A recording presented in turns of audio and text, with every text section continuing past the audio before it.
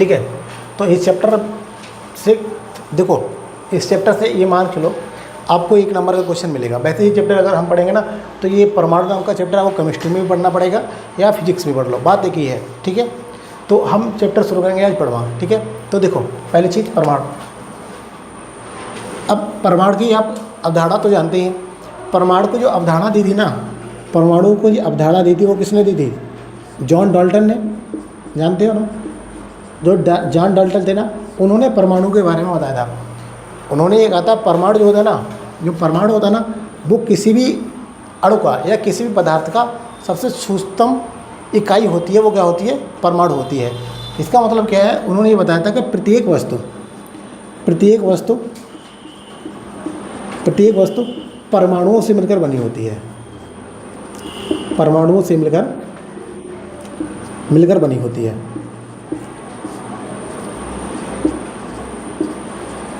परमाणुओं से मिलकर बनी होती है। ठीक है, और दूसरी चीज़, डाल्टन ने जो परमाणु का सिद्धांत दिया था ना, तो उन्होंने ये बताया था परमाणुओं को ना तो आप उत्पन्न कर सकते हैं और ना ही आप इनको नष्ट कर सकते हैं। ध्यान रखना, क्या कर सकते हैं? परमाणु ना तो उत्पन्न होते हैं और ना ही नष्ट कर सकते हैं। ठीक है, परमाणु को ना तो आप उत्पन्न कर सकते हैं और ना ही नष्ट कर सकते हैं। और किसी भी वस्तु की या किसी वस्तु की या किसी भी अणु की सूक्ष्मतम इकाई होती है, वो क्या होती है? परमाणु होती है। क्लियर बात है ना? तो इसको आपको पता करना है। परमाणु, तो परमाणु क्या है? तो परमाणु का सिद्धांत किसने दिया था? जॉन डाल्टन ने दिया था। और जॉन डाल्टन ने क्या कहा था? प्रत्येक वस्तु परमाणु से मिलकर बनी होती है। यानी कि अगर बात करें कि किसी वस्तु की जो सबसे सूक्ष्मतम इकाई होती है वो क्या होती है? परमाणु होती है। और फिर उन्होंने बताया कि परमाणु क्या करते हैं? परमाणु ना तो उत्पन्न होते हैं और ना ही क्या करते हैं? किसी भी अभिक्रिया में भाग लेते हैं। क्लियर बात है ना? साथ में इन्होंने एक चीज़ और बताई थी। उन्होंने कहा था कि परमाणु किसी भी नाभिकीय अभिक्रिया में भाग नहीं लेता है, लेकिन इसमें उपस्थित जो स्वतंत्र इलेक्ट्रॉन होते हैं वो नाभिकीय अभिक्रिया में भाग लेते हैं। क्लियर बात है ना? तो आप पहले इसको थोड़ा लिख लो, फिर मैं बताता हूँ। ठीक है, परमाणु, आपने परमाणु लिख लिया ना? परमाणु सामने लिख लो, आप लिख लिया ना? परमाणु के बारे में किसने जानकारी दी? जॉन डाल्टन ने दी थी। ठीक है, फिर आगे लिखना, प्रत्येक वस्तु परमाणुओं से मिलकर बनी होती है। प्रत्येक वस्तु परमाणुओं के से मिलकर बनी होती है। प्रत्येक वस्तु परमाणुओं से मिलकर बनी होती है और परमाणु के केंद्र में एक नाभिक होता है। परमाणु के केंद्र में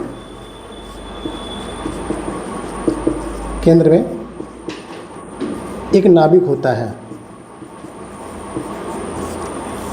परमाणु के केंद्र में एक नाभिक होता है।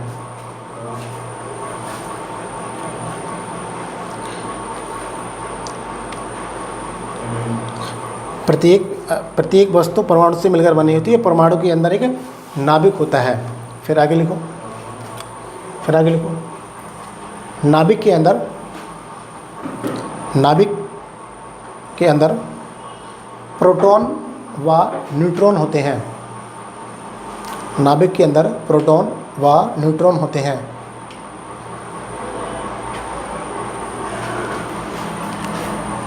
नाभिक के अंदर प्रोटॉन व न्यूट्रॉन होते हैं।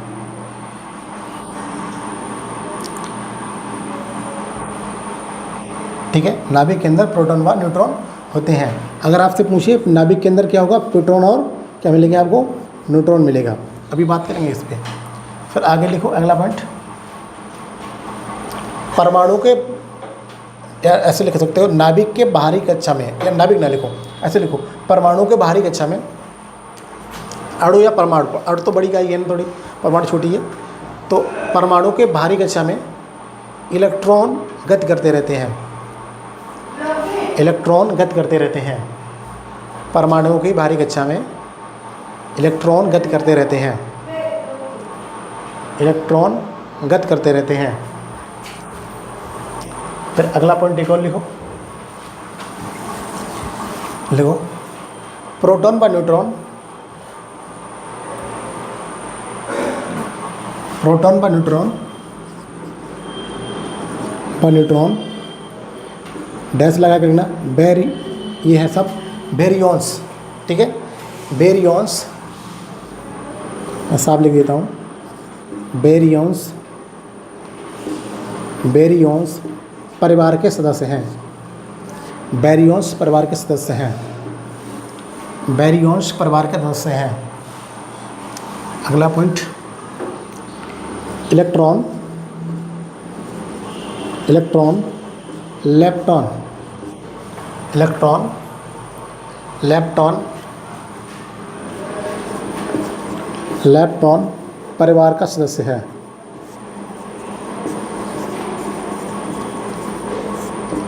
लेप्टॉन परिवार का सदस्य है।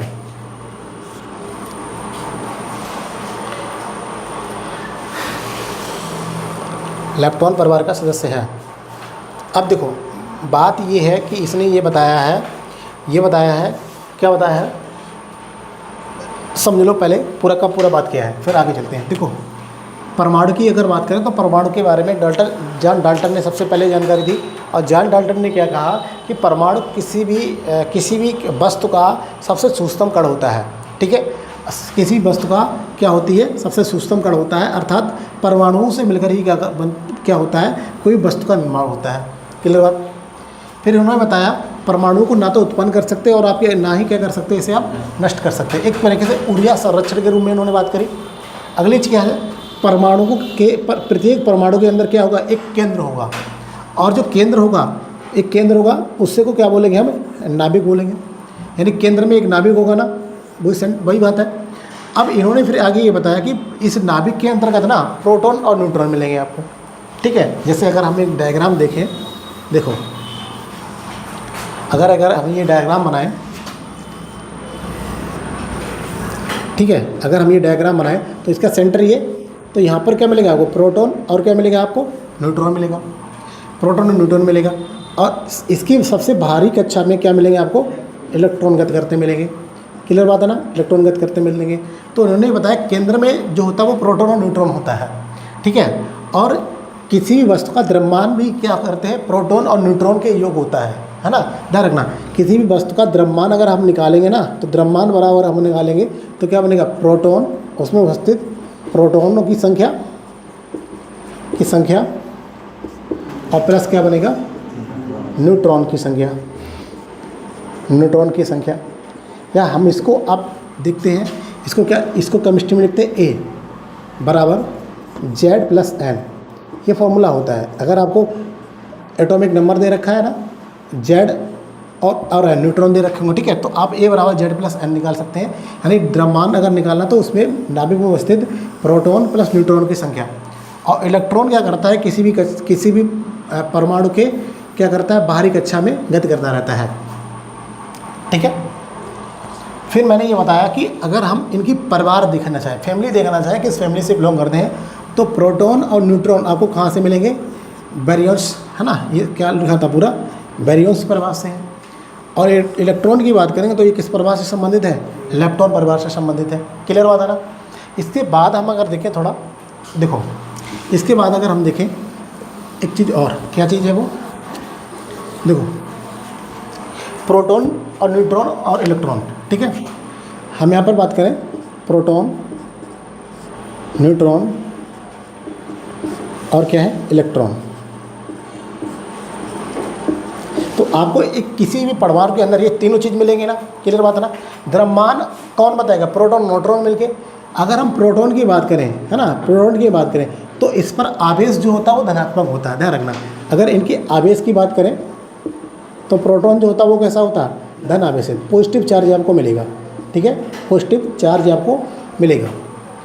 न्यूट्रॉन की बात करें तो ये कैसे मिलेगा, न्यूट्रल, कोई चार्ज नहीं है, ना नेगेटिव ना पॉजिटिव, है ना। इसको बोलते हैं क्या, इसको हम बोल सकते हैं कोई चार्ज नहीं, है ना, निरावेशित, आवेशित और निरावेशित, है ना, कोई चार्ज नहीं। इलेक्ट्रॉन कैसा मिलेगा आपको, नेगेटिव चार्ज, ध्यान रखना, आपसे पूछेगा नेगेटिव चार्ज, ठीक है। अगर हम इनके द्रव्यमान, एक प्रोटॉन का अगर द्रव्यमान निकालें तो वो होता है प्रोटॉन की अगर बात करें तो पॉजिटिव चिन्ह लग जाएगा 1.67 इंटू 10⁻19, यही तो होता है। क्लियर बात है ना प्रोटॉन का। और इलेक्ट्रॉन की अगर बात करेंगे तो देखो न्यूट्रॉन का कुछ होता ही नहीं है ना। प्रोटॉन इसकी अगर बात करें तो ये माइनस लग जाएगा 1.67 इंटू 10⁻, माइनस का 19, बस आगे की तरफ माइनस प्लस लगता है। ठीक है, थोड़ा ध्यान रखना। और अगर यहाँ पर आवेश की हमने बात की तो आवेश का जो मात्रक होगा वो क्या होगा, कूलाम। क्या मिलेगा आवेश का मात्रक, कूलाम। ध्यान रखना आवेश का मात्रक क्या होता है, कूलाम, है ना। अगर इससे हम थोड़ा आगे और मात्रक देख लें विद्युत धारा का, तो वो कौन सा मिलेगा, विद्युत धारा का मात्रक क्या होता है, ऐसा ही एम्पियर, है ना। कन्फ्यूज नहीं होना, आवेश का मात्रक क्या है, कूलाम, और विद्युत धारा का मात्रक क्या है, एम्पियर होता है। जैसे यहाँ पर लिखना पड़ेगा तो हमको इसको पूरा लिखना पड़ेगा कूलाम, इसके भी पीछे क्या लिखना पड़ेगा हमको, कूलाम। क्लियर, कूलाम लिखना पड़ेगा।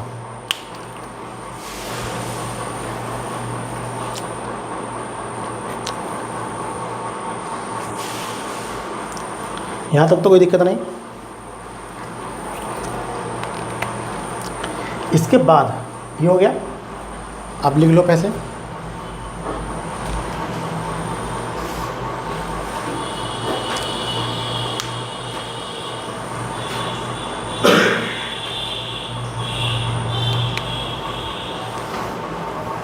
ठीक है, इसको लिख लिया हमने। प्रोटॉन पे आवेश पॉजिटिव, न्यूट्रॉन पे आवेश निरावेशित, कोई चार्ज नहीं।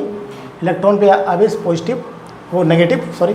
और यहाँ पे इसकी वैल्यू की अगर बात करेंगे तो 1.67 इंटू 10⁻19 कूलाम, इसकी माइनस में जाएगी।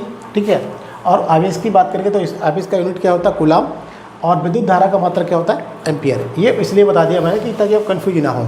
ठीक है, अब आगे बात करते हैं इस पर। अब देखो, अब इनको खोजने की बात होती है तो इसको किसने किसने खोजा, तो ध्यान रखो, आपने एक फॉर्मूला पढ़ा होगा बहुत छोटे पे, ईंट पर नाच, है ना, ये पढ़ा होगा आपने, ये तो सबने पढ़ा दिया होगा। ईंट मतलब इलेक्ट्रॉन, इलेक्ट्रॉन की खोज किसने की है, थॉमसन ने, है ना। क्या बताओगे इलेक्ट्रॉन की, जे थॉमसन, याद रखना है आपको, जे थॉमसन। देखो पा मतलब प्रोटॉन, और इसकी खोज रदरफोर्ड को, लेकिन नहीं, रदरफोर्ड ने इसका नामकरण किया था, खोजा तो उसको गोल्डस्टीन ने था। ठीक है, तो ये क्या है, प्रोटॉन, है ना। प्रोटॉन की बात करें तो खोज इसकी किसने की थी, खोज इसकी की थी आपकी क्या बताया मैंने भी, गोल्डस्टीन। और नामकरण इसका किया था, नामकरण इसका किया था किसने, रदरफोर्ड ने। ठीक है, और न्यूट्रॉन को क्या बोलेंगे, चैडविक, इसको किसने खोजा था, चैडविक ने। ठीक है, तो ये आपको याद रखने हैं। ठीक है, जेम्स चैडविक ने, और नाभिक की खोज रदरफोर्ड ने। ठीक है, नाभिक को खोज किसने खोजा था, नाभिक को लिख लेना, रदरफोर्ड, किसने, रदरफोर्ड ने, है ना। प्रोटॉन का नामकरण किया था, प्रोटॉन नाम दिया था रदरफोर्ड ने, खोजा गोल्डस्टीन ने था। न्यूट्रॉन को चैडविक ने खोजा है, इलेक्ट्रॉन को जे थॉमसन ने खोजा है, और नाभिक की खोज किसने की है, रदरफोर्ड ने। और परमाणु की भी बता ही चुका हूँ, परमाणु की खोज किसने की थी, जॉन डाल्टन ने, है ना, जॉन डाल्टन ने।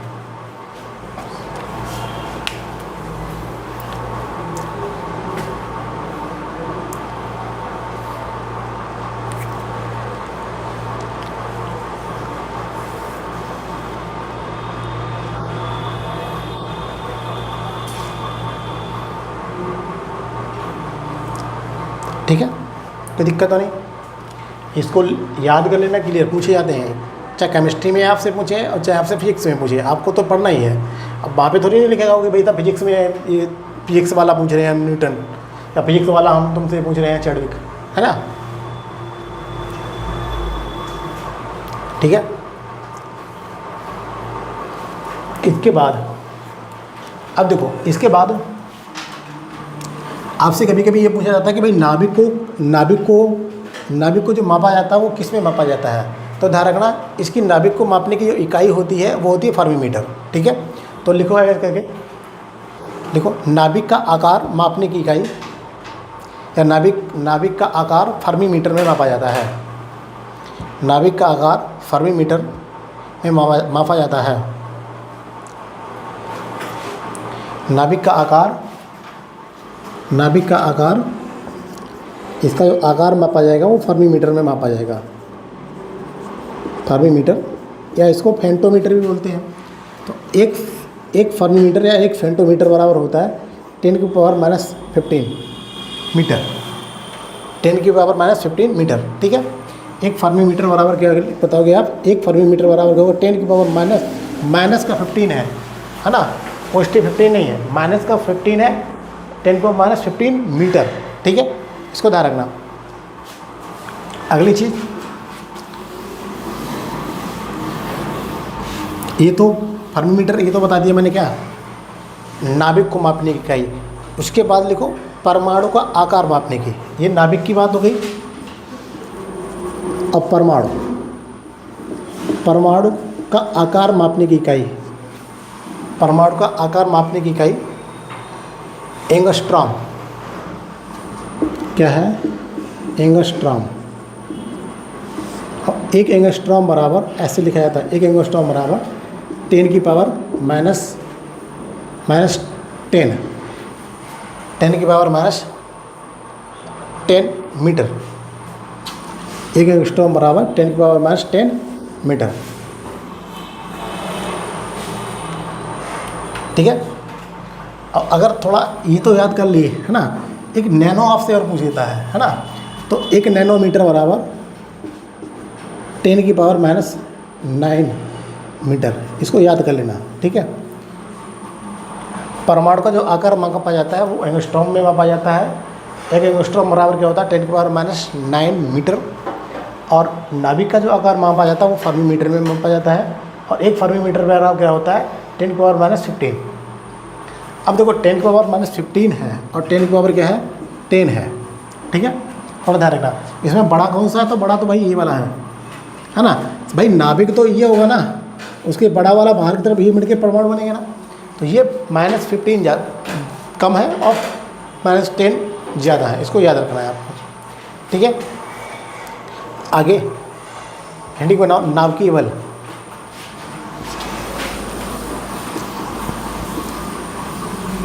नाभिकीय बल,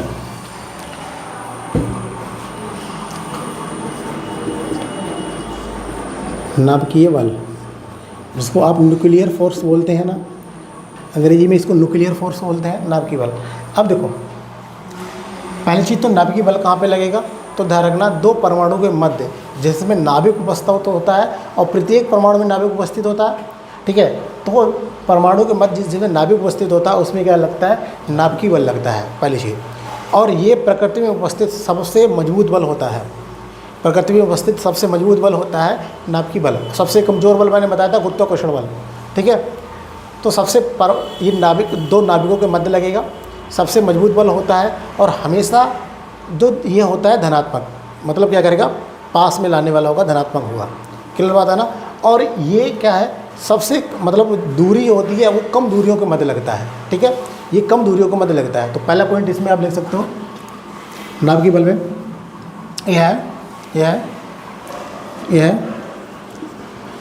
यह दो परमाणुओं के मध्य लगता है, या बोल सकते हो दो या दो से अधिक परमाणु के मध्य लगता है, या परमाणु के मध्य लगता है। सीधा लिखो, दो नहीं लिखो, ऐसे लिखो, यह परमाणुओं के मध्य लगता है। दूसरा पॉइंट लिखो, यह एक आकर्षित बल है, यह एक आकर्षित बल है। तीसरा पॉइंट लिख लो, यह प्रकृति का सबसे मजबूत बल है, मजबूत बल है। अगला लिख लो, मजबूत बल है, ये प्रकृति का सबसे मजबूत बल है, परमाणु को मध्य लगता है और ये एक आकर्षित बल है, ठीक है। और ये लिखना, यह है कम दूरियों के मध्य, ये कम दूरियों के मध्य लगता है, यह कम दूरियों के मध्य लगता है, ठीक है, ठीक है। और अगला लिखना, यह आवेश पर निर्भर नहीं करता, ठीक है, ये आकर्षण बल होगा ना, ठीक है। तो ये लिखना, यह है आवेश पर निर्भर नहीं करता है, यह आवेश पर निर्भर नहीं करता है, ठीक है। तो अगर हम बात करें तो सबसे शक्तिशाली बल है ये, पहली चीज़। दूसरी चीज़, यह आकर्षित करने वाला बल है। तीसरी चीज़, ये कम दूरी के मध्य लगता है। और चौथी चीज़ क्या है, ये आवेश पर निर्भर नहीं करता है। क्लियर बात है ना। तो इसको आपको याद रखना है। अगर आपसे पूछिएगा प्रकृति का सबसे कमज़ोर बल, तो क्या बताएंगे आप, गुरुत्वाकर्षण बल, ठीक है। इसको आपको याद करके रखना है, ठीक है। अब इसके बाद इसको लिख लिया।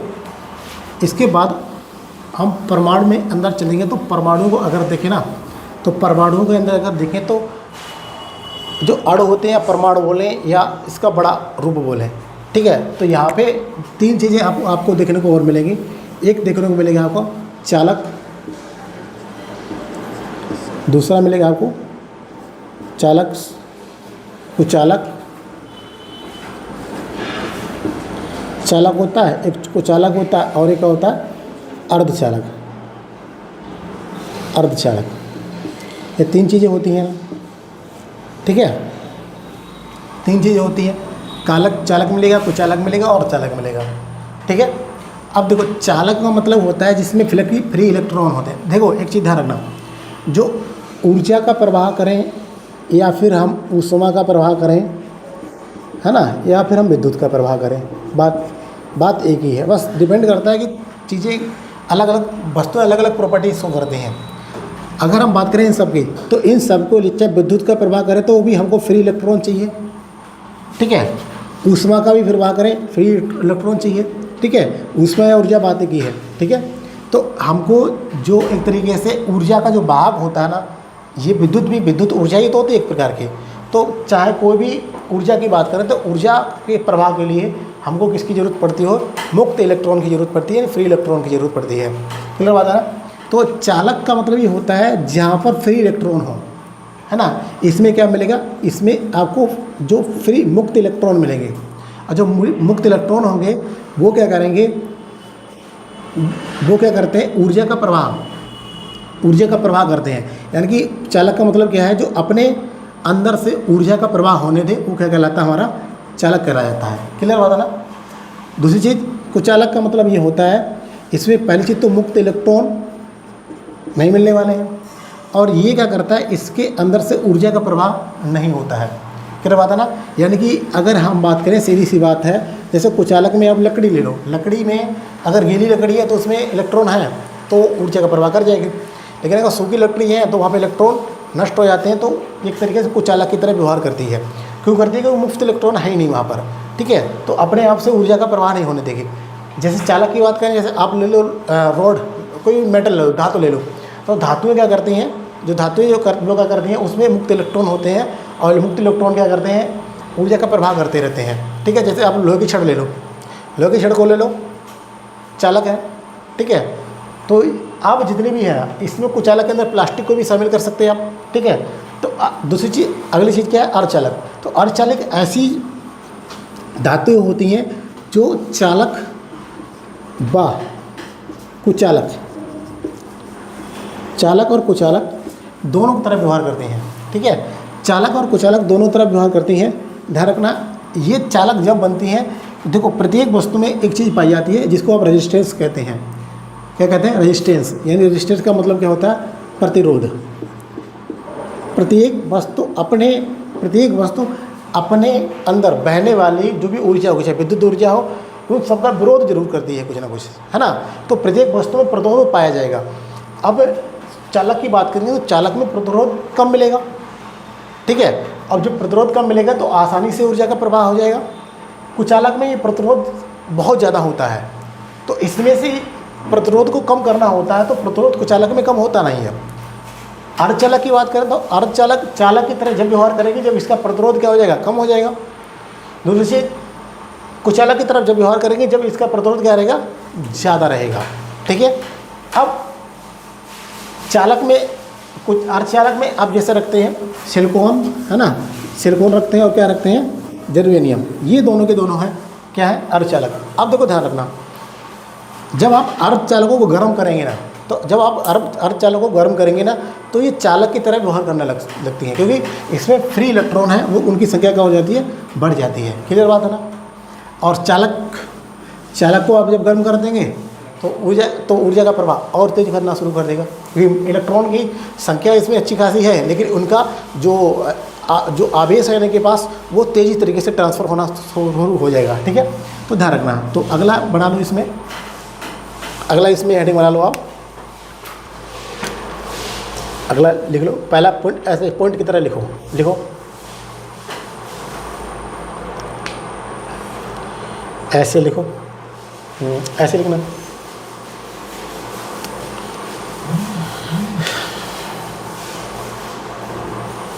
मुक्त इलेक्ट्रॉन के कारण मुक्त इलेक्ट्रॉन के कारण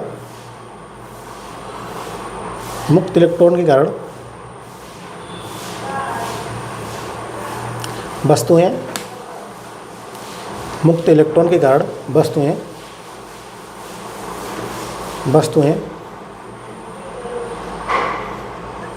मुक्त इलेक्ट्रॉन के कारण वस्तुएं चालक की तरह व्यवहार करती हैं।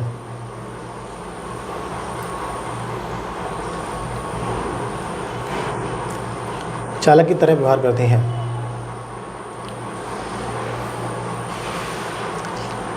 ठीक है। अगला पॉइंट लिखो। अभी हेडिंग डलवाएंगे चालक, पहले कुछ और लिख लो। देखो, ऊर्जा या विद्युत धारा का प्रवाह के लिए, ऊर्जा या विद्युत धारा के प्रवाह के लिए, ऊर्जा या विद्युत धारा के प्रवाह के लिए, ऊर्जा या विद्युत धारा के प्रवाह के लिए, ऊर्जा या विद्युत धारा के प्रवाह के लिए मुक्त इलेक्ट्रॉन का होना आवश्यक है। मुक्त इलेक्ट्रॉन का होना आवश्यक है।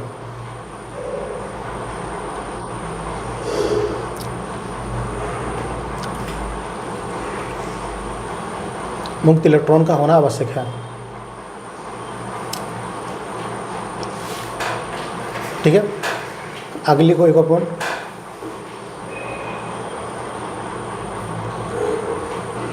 वह इलेक्ट्रॉन जो परमाणु से बंधा नहीं होता है, वह इलेक्ट्रॉन जो परमाणु से बंधा नहीं होता है, वह इलेक्ट्रॉन जो परमाणु से बंधा नहीं होता है,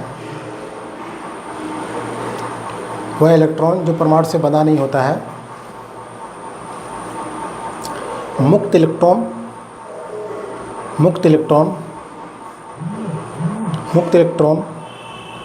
कहलाता है। मुक्त इलेक्ट्रॉन कहलाता है। सीधी सी बात है, मुक्त इलेक्ट्रॉन जो होता है वो परमाणु से बंधा नहीं होगा। क्लियर बात है ना। अब आगे हेडिंग डालो। वस्तुएं तीन प्रकार की होती हैं, या वस्तुएं तीन प्रकार का व्यवहार दर्शाती हैं। वस्तुएं तीन प्रकार के व्यवहार दर्शाती हैं। वस्तुएं तीन प्रकार का व्यवहार दर्शाती हैं। वस्तुएं तीन प्रकार का व्यवहार दर्शाती हैं।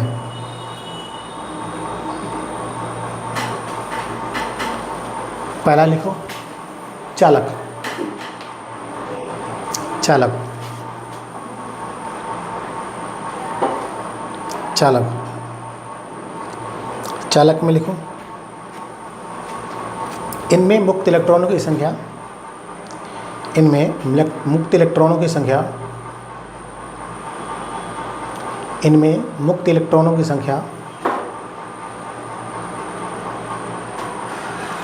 सर्वाधिक होती है। इनमें मुक्त इलेक्ट्रॉनों की संख्या सर्वाधिक होती है।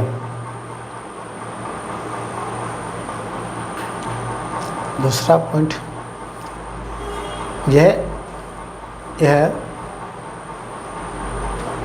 अपने अंदर से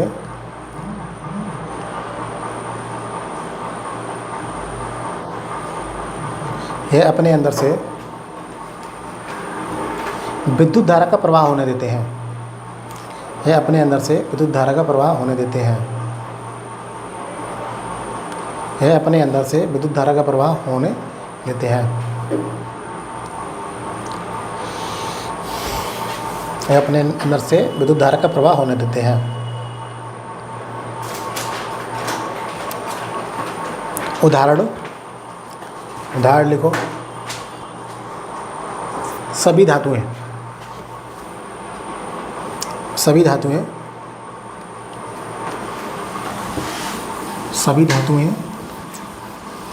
अगला लिखो आप, मनुष्य का शरीर।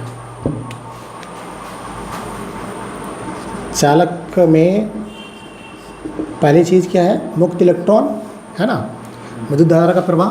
ठीक है, एग्जाम्पल की अगर बात करें तो क्या है? सभी धातुएं, जितनी भी मेटल है ना, वो सारी की सारी क्या है? इसका उदाहरण है। अगला चीज़, मनुष्य का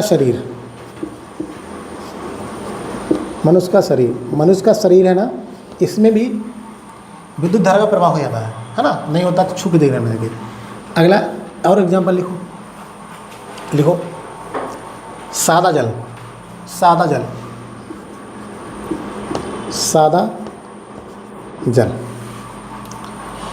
जल, इसको हम अशुद्ध जल भी बोलते हैं।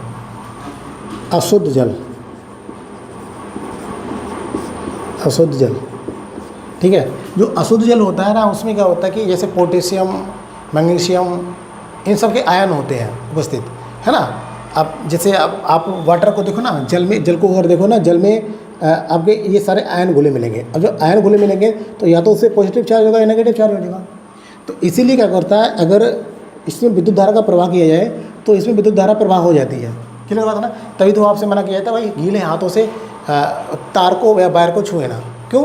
क्योंकि सीधी सी बात है, ये विद्युत धारा का प्रवाह कर देते हैं। ठीक है, फिर आगे अगला पॉइंट लिखो।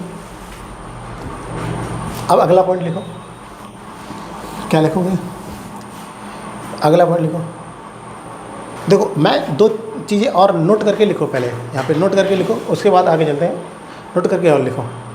देखो, धातुओं की बात करेंगे ना, थोड़ा धातुओं के बारे में बता देते हैं। जो धातुएं जो होती हैं ना, वो धातुओं की अगर बात करें तो आपसे कभी कभी ये पूछा जाता है कि किस वस्तु में तन्यता होता है, तन्यता का गुण पाया जाता है। तन्यता मतलब जिसको आप खींच सकते हैं, तन्यता, है ना। तन्यता मतलब फैला सकें, तारत को मतलब तार के रूप में परिवर्तित कर सकें। तो अगर बात करें तन्यता, है ना, ये तन्यता का गुण भी इसी में धातु में होता है। तारत्व का गुण भी इसी में होता है। एक शब्द सुना होगा आपने, आघात वर्धनीता, है ना, ये भी गुण इसी में पाया जाता है। किसमें? धातुओं में। आघात वर्धनीता, है ना। आघात वर्धनीता मतलब चोट मारकर इनका साइज चेंज किया जा सके, वो भी किसमें? ये गुण किसके हैं? धातुओं के होते हैं। क्लियर बात है ना। ये आपको याद रखने हैं। तन्यता का गुण भी इसी में पाया जाएगा, तारत्व का गुण भी इसी में पाया जाएगा, और आघात वर्धनीता का भी गुण किस में पाया जाता है? धातु में पाया जाता है। क्लियर बात है ना, इसको याद रखना है। फिर अब आगे लिखो, चाहे आप नोट करके लिखो। धातु के अंदर या धातुओं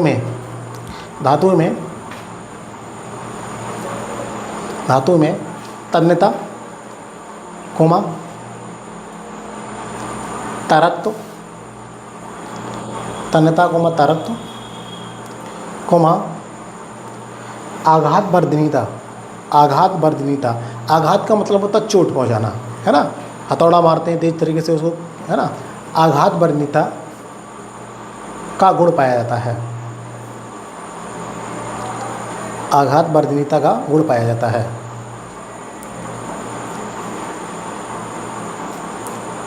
आघात वर्धनीता का गुण पाया जाता है। ठीक है, इसके बाद अभी चालक में ही रहना है ना। देखो अगला लिखो, सर्वोत्तम चालक। जो सबसे अच्छे जो चालक होते हैं वो कौन से होते हैं? सर्वोत्तम चालक, सर्वोत्तम चालक, तो सर्वोत्तम चालक में लिखिएगा आप चांदी। सबसे ज़्यादा विद्युत का प्रवाह जो होगा वो किसमें होगा? चांदी, सबसे ज़्यादा चांदी। फिर लिखना दूसरे नंबर पे तांबा, सबसे एक में कौन सी आएगी? चांदी। फिर कौन सा आएगा? तांबा आएगा। ठीक है, अगला लिखो सर्वोत्तम। अब ऐसा नहीं कि सोने में विद्युत धारा का प्रवाह नहीं होगा, लेकिन चांदी की तुलना में कम होगा। जैसे आपसे सजेस्ट किया जाता ना कि भाई तार एल्युमिनियम के या फिर कॉपर के लेके आओ, है ना, तो उनकी प्रॉपर्टी की वजह से शो किया जाता है, आपसे पता जाता है। देखो सर्वोत्तम तन्यता व आघात वर्धनीयता, आघात वर्धनीयता, सर्वोत्तम तन्यता, तन्यता, और दूसरा शब्द क्या है? आघात वर्धनीयता। इसको लिखना गोल्ड, यानी सोने में। किस में मिलेगी? गोल्ड, सोने में। ये प्रॉपर्टी किस में पाई जाएगी? सोने में।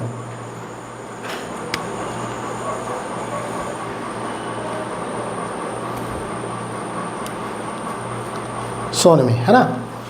जो गोल्ड होता है, देखो ना, आघात वर्धित, छोटी छोटी चीज़ें बना दी जाती हैं आपके ज्वेलरी से संबंधित, है ना।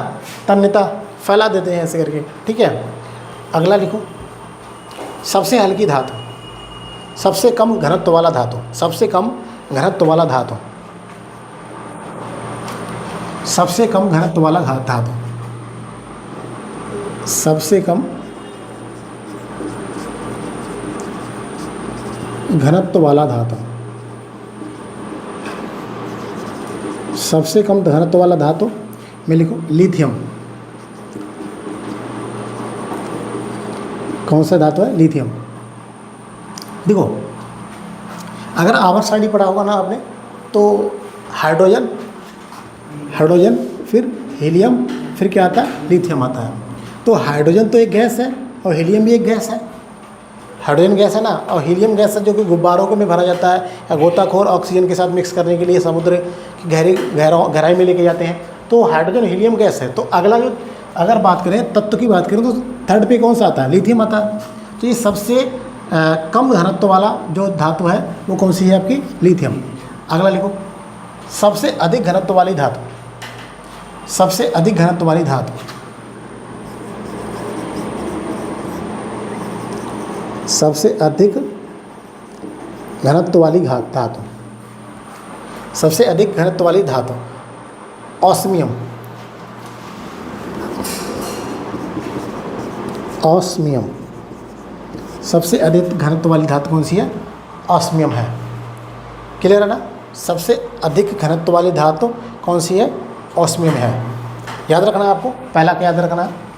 पहले याद रखना है सर्वोत्तम चालक। आपसे चालक पूछे ना और ऑप्शन में बहुत सारे नाम देगा, तो आप क्या बताएंगे? सबसे ज़्यादा जो चांदी है ना, धातुएं तो सारी चालक हैं, विद्युत धारा की सारी वस्तुएं चालक हैं, लेकिन सबसे ज़्यादा अगर बात करें रेजिस्टेंस कम होगा तो चांदी में है। ठीक है, अब चांदी के तार बना लो, सब तोड़ ले जाएंगे भाई। ठीक है, सर्वोत्तम तन्यता या आघात वर्धनीयता किसमें है? सोने में है। ठीक है, सबसे अधिक घनत्व की बात करेंगे तो किसका है? ऑस्मियम का धातु का है। और सबसे कम घनत्व की बात करें तो वो किसका है? लिथियम का है। फिर अगला पॉइंट लिखो, अगला पॉइंट एक चालक में ही रह गया है ना। अगला पॉइंट लिखो, लिखो सामान्य कमरे के ताप पर, सामान्य कमरे के ताप पर, सामान्य कमरे के ताप पर द्रव अवस्था में, सामान्य कमरे के ताप पर द्रव अवस्था में पाए जाने वाली धातु,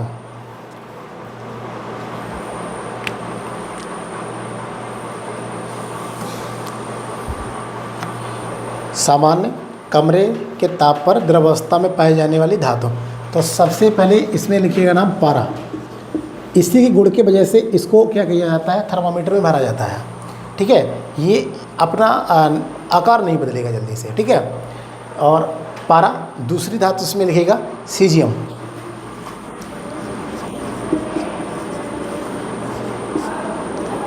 पारा सीजियम। और तीसरी एक और धातु इसमें लिख लीजिएगा गैलियम,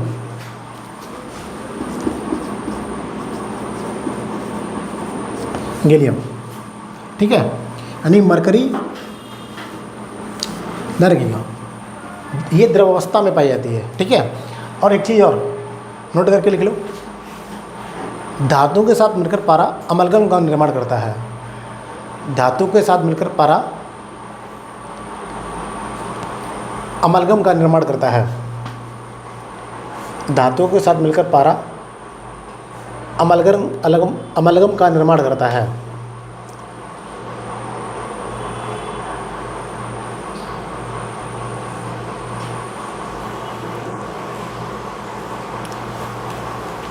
अमलगम का निर्माण करता है, ठीक है। अगला आप लिख सकते हो, पारे को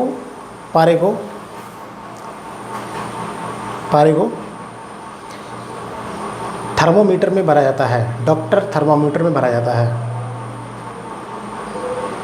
डॉक्टर थर्मोमीटर में भरा जाता है।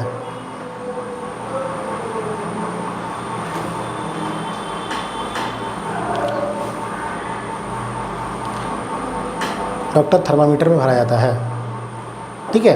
पहली चीज़ तो ये थर्मामीटर में भरने के पीछे कारण ये है कि ग्लास के साथ ये चिपकता नहीं है। देखो ध्यान रखना, धातु के साथ बढ़ता तो अमलगम बना देता, इसलिए धातु नहीं वहाँ पर है, वहाँ पे क्या है, कांच है। कांच है ना, वो अधातु की श्रेणी में गिनी जाती है, ठीक है। तो पारा सब सामान्य कमरे के ताप पर जो द्रव अवस्था में रहता है वो पारा है, सीजियम और कौन सी है, गैलियम है। अगला लिखो, इसी में नेक्स्ट पॉइंट लिखो नीचे। फिर मैंने बताया पारा धातु के साथ मिलकर अमलगम का निर्माण करता है और पारों को क्या भरा जाता है, थर्मोमीटर में भरा जाता है। अगला पॉइंट लिखो इसमें, सामान्य कमरे के ताप पर द्रव अवस्था में पाई जाने वाली अधातु। सामान्य कमरे के ताप पर द्रव अवस्था में पाई जाने वाली अधातु, ये है आपकी ब्रोमीन। कौन सी धातु है, ब्रोमीन। ध्यान रखना, ये धातुएं हैं और ये क्या है, अधातु है। कौन सी, ब्रोमीन। क्लियर। इसके बाद हेडिंग डालो, चालक के बाद कुचालक। कुचालक, चालक के बाद क्या है, कुचालक। पहला पॉइंट बता दिया था मैंने, मुक्त इलेक्ट्रॉन नहीं होते हैं। मुक्त इलेक्ट्रॉन नहीं होते हैं।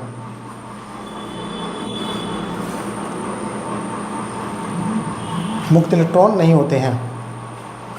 दूसरा पॉइंट,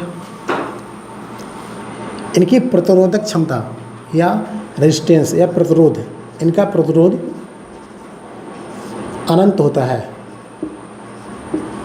इनका प्रतिरोध अनंत होता है, इनफाइनाइट।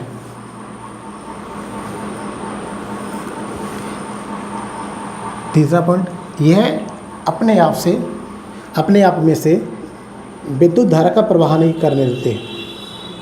यह अपने आप में से विद्युत धारा का प्रवाह नहीं करने देते।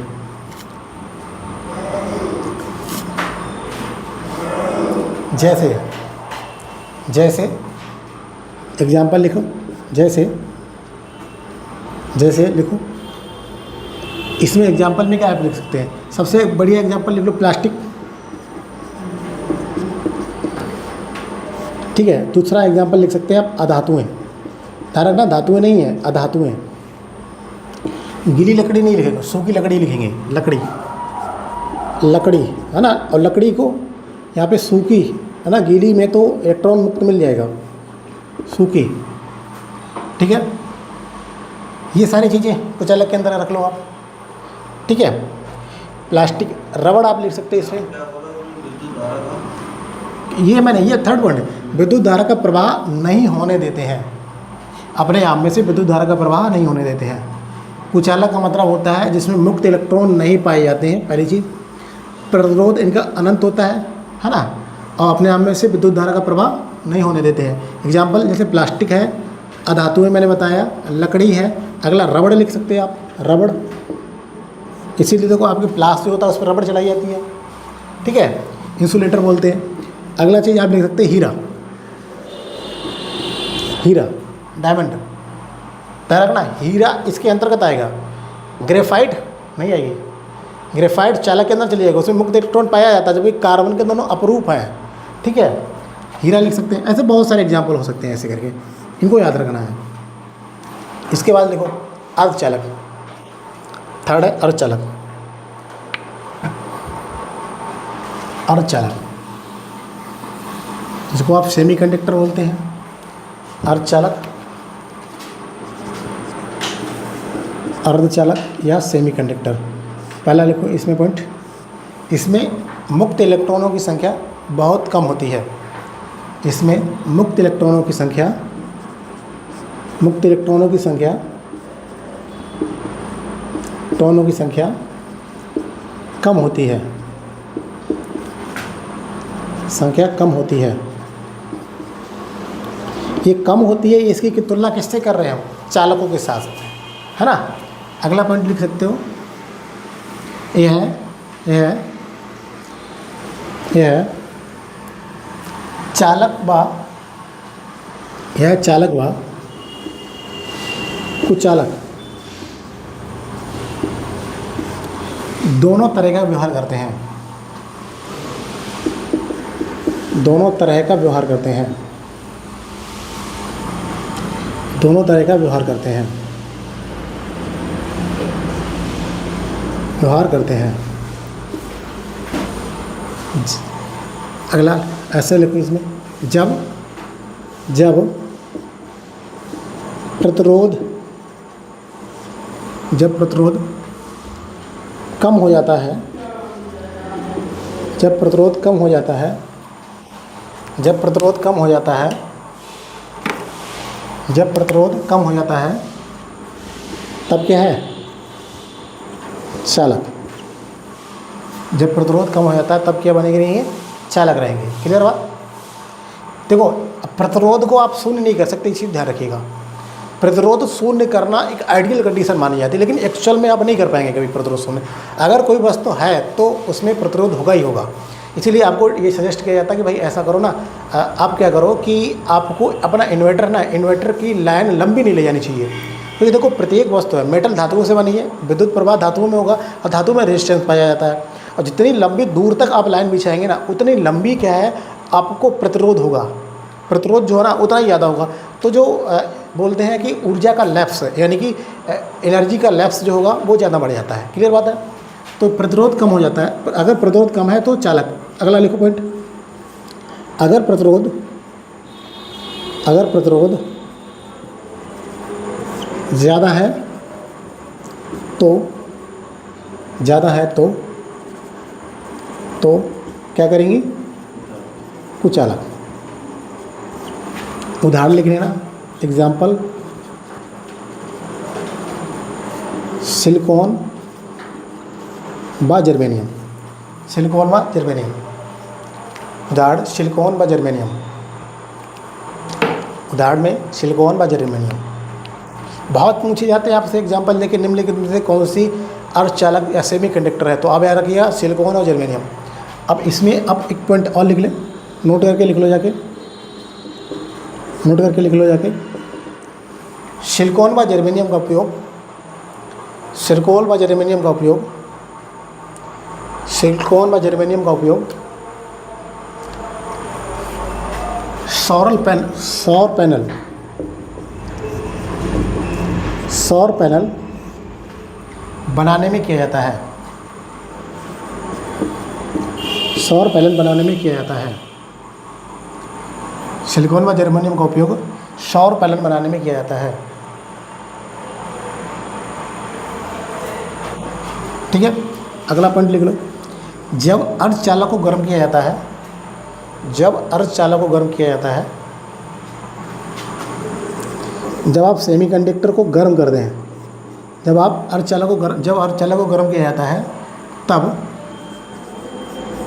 इसकी प्रतिरोधकता का, इसकी प्रतिरोधकता यानी रेजिस्टेंस, इसकी प्रतिरोधकता कम होती है, इसकी प्रतिरोधकता कम होती है, इसकी प्रतिरोधकता कम होती है। क्लियर? जब आप इसको गर्म करेंगे तो इसकी प्रतिरोधकता क्या हो जाएगी? कम हो जाएगी, है ना। और इसका प्रयोग किया जाता है किसमें, सिलिकॉन और जर्मेनियम का प्रयोग किया जाता है सौर पैनल में, है ना। और बहुत सारी जगह पे और भी करने लगे हम लोग इसको, जर्मेनियम, सिलिकॉन, जर्मेनियम को, अर्धचालक को बहुत ज़्यादा यूज हम करने लगे, ठीक है। तो आपको ये याद रखना है कुल मिला के। तो ये आपको मैंने चालक, कुचालक, सुचालक सारे मैंने बता दिए आपको, ठीक है। और इससे पहले परमाणु के बारे में मैंने सारा कुछ बता दिया। तो आपको क्या करना है, ये चैप्टर इतना ही है, ठीक है। तो इतने चैप्टर को याद करना, चाहे केमिस्ट्री में पढ़ते चाहे कहीं पढ़ते, ठीक है। तो बस इतना ही याद रखो, ठीक है। बंद करते हैं।